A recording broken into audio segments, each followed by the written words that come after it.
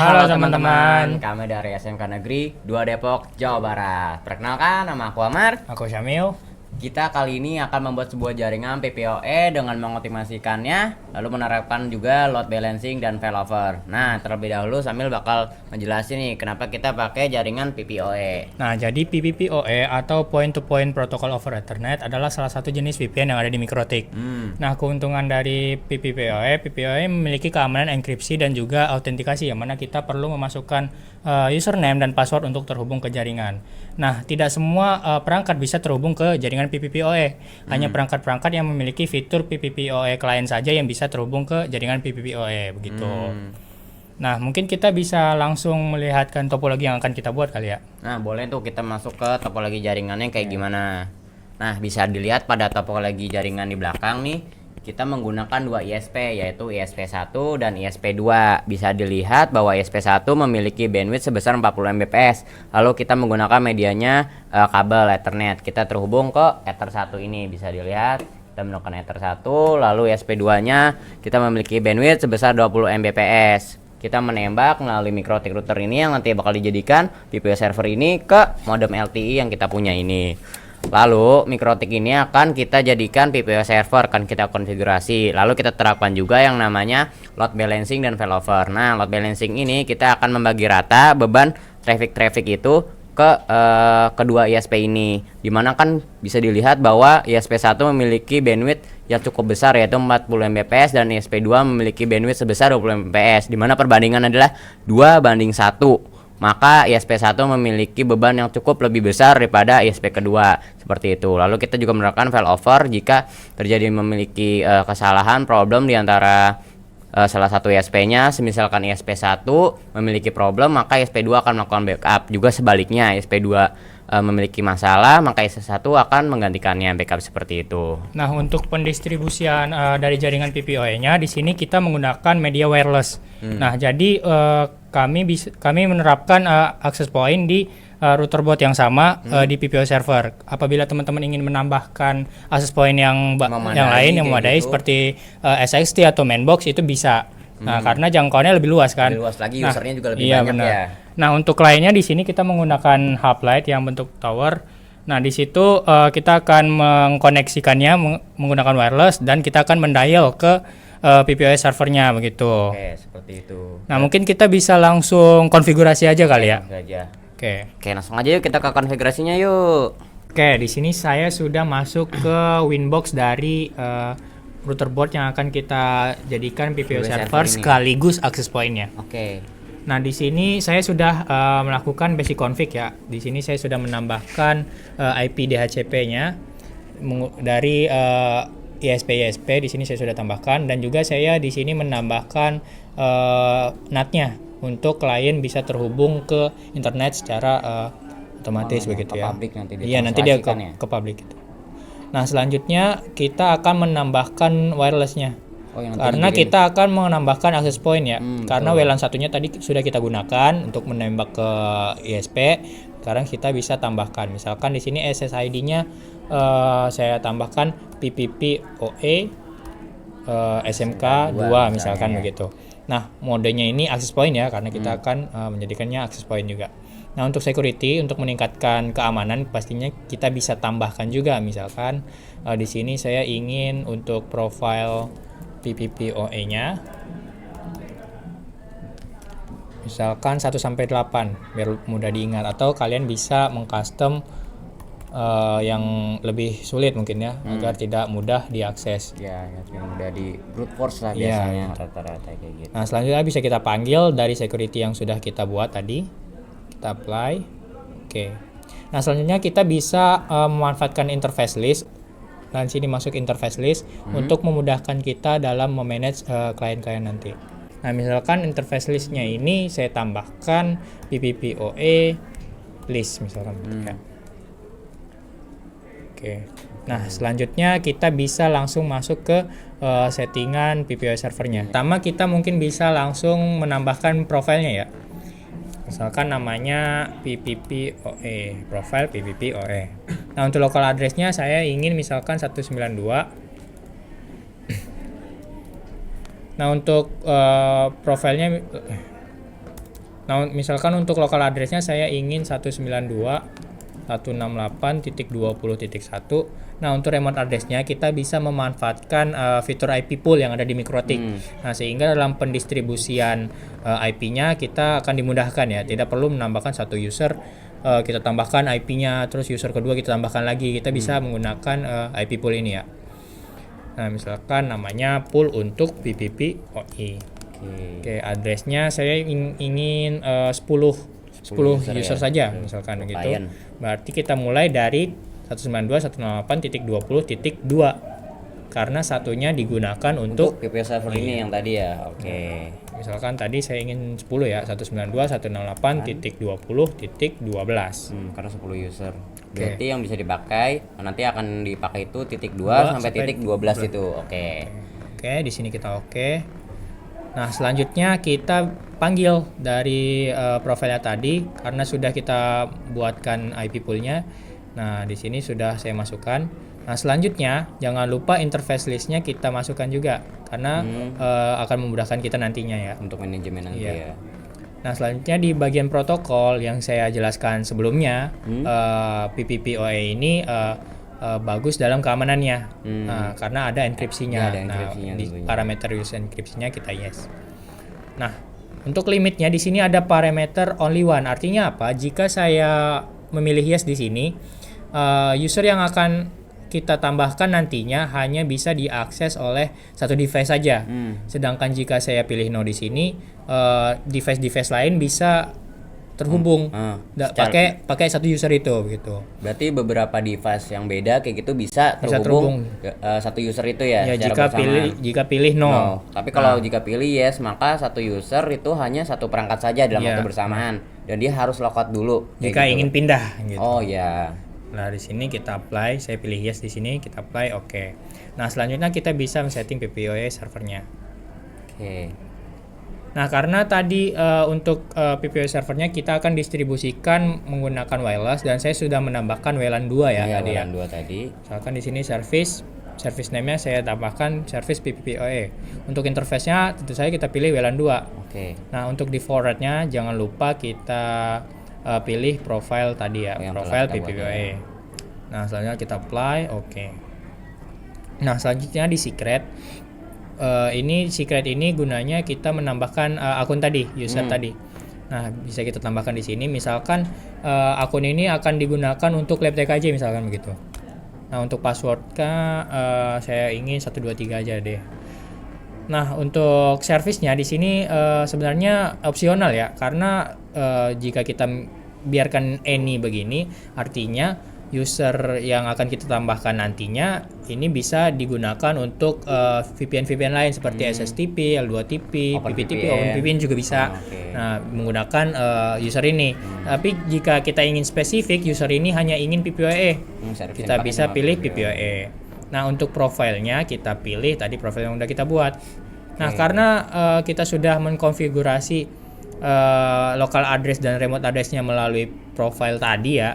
Nah, jadi local address dan remote address pada secret ini tidak perlu kita tambahkan karena dia sudah dipanggil dari profile tadi. Profile tadi ya. Nah, setelah itu bisa kita apply. Oke. Nah, ini untuk PPPoE servernya sudah selesai dikonfigurasi. Nah, selanjutnya kita akan melakukan load balance dan failover. Oke, teman-teman, di sini saya akan melakukan yang namanya load balancing dan failover. Oke, terlebih dahulu kita akan masuk ke IP firewall. Oke, kita akan membuat mangle rules. Di sini kita buat mangle rules. Kita akan memasukkan tadi yang interface yang telah Samil buat, yaitu PPO list, yaitu isi dari beberapa PPO client tadi.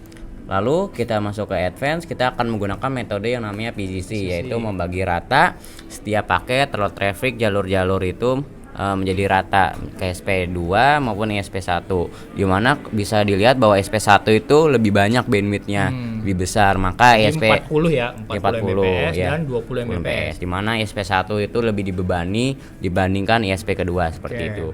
Nah, baik, untuk parameternya kita pilih buat address dan port. karena bisa dilihat perbandingannya itu adalah 2:1, maka kita akan menggunakan 3 jalur, yaitu karena 2:1. Oh, berarti ISP1 kita bagi 2 ya? Ya, kita bagi 2. Jadi 20 20 20 gitu. Ya, betul. ISP satunya 20, terus ISP-nya lagi 20, lalu SP keduanya 20. Jadi sama-sama 20 20 dibagi.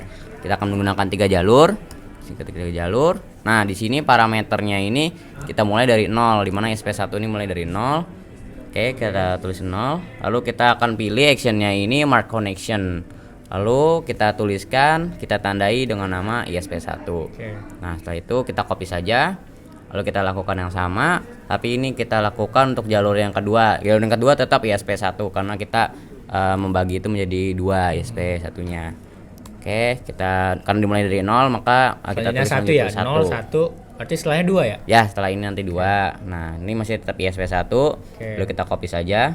Nah, yang ini untuk ISP keduanya. Kita lanjutkan untuk 2. Untuk jalur yang ketiganya ini, karena dimulainya kan tadi dari 0, kita masukkan 2. 2. Ya. Berarti ada 3 ya? 0, ya, ada 3. 0, 1, 2. Berarti ada 3 jalur kayak gitu. Nah, ini untuk ISP2 kita tulis ISP2. Oke, setelah ini metode presisi telah. Nah, terusnya kita lakukan mark routing, kita tandai routing itu. Nah, terlebih dahulu kita masukkan parameter yang telah Samuel buat people list yang tadi. Lalu kita pilih connection marknya yang telah kita buat tadi, yaitu ISP1. Ya.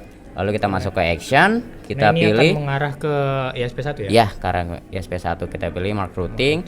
Kita tulis ini ke ISP1. Oke, setelah kita tulis ISP1, kita apply, kita copy saja. Nah, ini untuk ISP kedua, connection marknya kita ganti menjadi ISP kedua. Oke, nah kita tulis mark routingnya ke ISP2. Oke, routing telah selesai, lalu kita akan melakukan mark connection lagi untuk ISP atau sumber internet nanti. Nah, kita akan masukkan sumber internetnya itu ISP1 itu melalui Ether 1, ya. Lalu kita connection marknya kita isikan no mark, lalu actionnya kita isikan mark connection. Nah, lalu kita pilih mark connection tadi ISP1. Nah, kita copy saja lagi. Sekarang ganti yang ISP kedua. Karena ISP kedua dari WLAN 1 ya. Ya, WLAN 1 kita nembak ke modem LTE-nya. Oke, WLAN 1, lalu connection marknya tetap no mark. Lalu actionnya kita ganti jadi ISP kedua. Ya, dari kayak gini. Nah, sudah. Lalu yang terakhir adalah kita akan melakukan chain-nya itu output. Nanti yang akan keluar, paket yang akan keluar kayak gimana, seperti itu. Nah, kita masukkan di sini in interface-nya. Oh, tidak. Kita hanya masukkan connection mark-nya saja. Ya, ini ISP1. Lalu action-nya ini adalah mark routing. Kita melakukan mark routing. Nah, tadi kan mark routing-nya sudah dibuat ke ISP1 dan ISP2, di mana kita ISP1 terlebih dahulu. Oke. Lalu kita copy lagi. Sekarang ganti ke ISP kedua. Nah, kita ganti ke ISP kedua. Oke, sudah selesai. Nah, mangle rules ini sudah selesai. Selanjutnya tinggal peroutingannya saja, IP rules-nya saja. Oke. Baik, bisa dilihat bahwa di sini masih kosong, tidak ada default route. Kenapa saya tidak memasukkan default route? Karena jika saya masukkan default route, beberapa perangkat seperti Mikrotik dan beberapa perangkat interface masuk lainnya ini bisa mengakses internet seperti itu. Makanya ini saya hanya menspesifikkannya saja ke PPOE-nya. Gampang seperti itulah, lebih simpel lagi. Nah, lalu kita masukkan gateway dari ESP1, yaitu bisa kita lihat pada DCP client di sini. Pada status bisa dilihat gateway-nya adalah 192.168.15.1. Kita masukkan saja 192.168.15.1, ini adalah gateway-nya. Lalu cek gateway-nya kita aktifkan untuk mengeping gateway tersebut. Nanti apakah aktif atau tidak. Kalau tidak aktif dia akan mati sendiri seperti itu. Distance-nya 1, lalu routing mark-nya kita pilih ke ISP1. Karena sudah. Itu gateway ISP1 ya? Ya, betul. Lalu kita buat lagi routingnya, static routingnya. Nah, kita pilih ke ISP2. Bisa kita lihat nih pada DCP client untuk mengarah ke ISP2 ini melalui WLAN 1, di mana WLAN 1 gateway-nya adalah 192.168.8.1. Oke, kita masukkan 192.168.8.1. Lalu cek gateway-nya juga diaktifkan di line 1. Routing mark-nya kita pilih ke ISP2. Karena ini ISP2 ya, dari ISP2 gateway-nya. Ya, betul.